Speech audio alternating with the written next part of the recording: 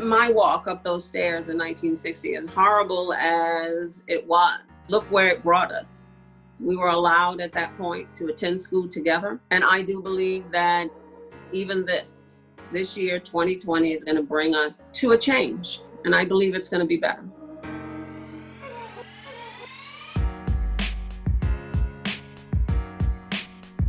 My name is Ruby Bridges, and I was one of 6 girls to integrate an all-white school in New Orleans, Louisiana during the Civil Rights Movement, November 14th, 1960.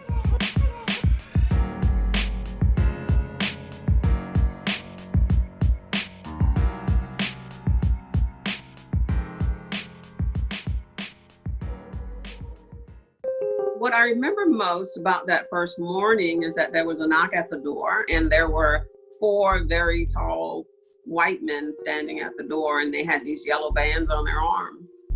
I remember staring at them and wondering who they were, and heard them say, "We are U.S. Marshals, and we've been sent by the President of the United States. We're here to escort you and your daughter to school today."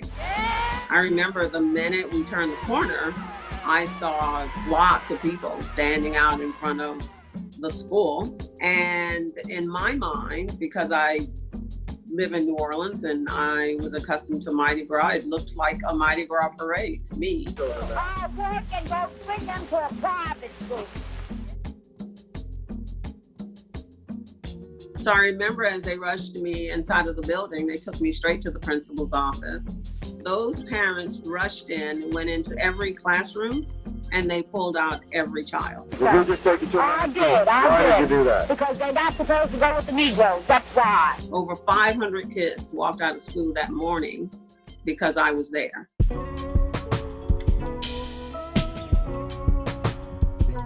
This woman greeted me.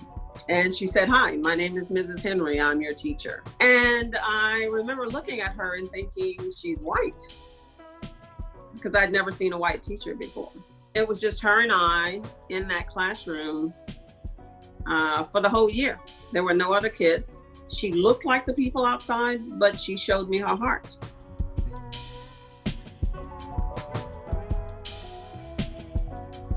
She made school fun. I felt safe.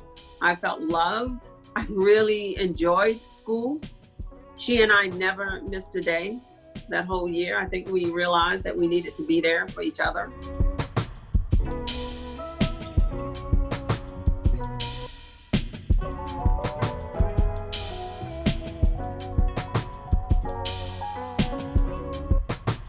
I wrote this book because after seeing what was happening in our country, these horrible murders, and this last one that we all watched play out before us, it was a straw that broke the camel's back, and people just decided we're going to take to the streets. All of us watched, and even myself, and felt like I needed to say something. So I felt like if I shared my story with young people across the country, helping them to understand that racism doesn't have a place in their hearts and in their minds. That indeed, if we were to get past our racial differences, it would come from them.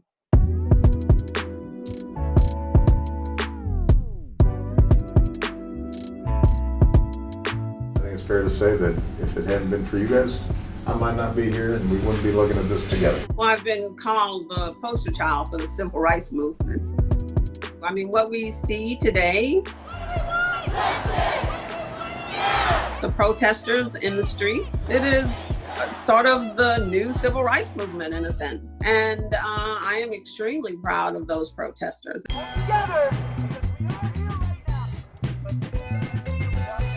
The truth is that, it's not about voting for your candidate or mine. It is about voting for democracy, to make sure that this country stands on what it was founded on, supposedly. It lives up to that. So it's not about a candidate. It is about democracy. And that is why we need to vote. If that is the reason why we're all here, then we all need to be fighting collectively to keep it that way and to and make sure that it works for everyone that's here.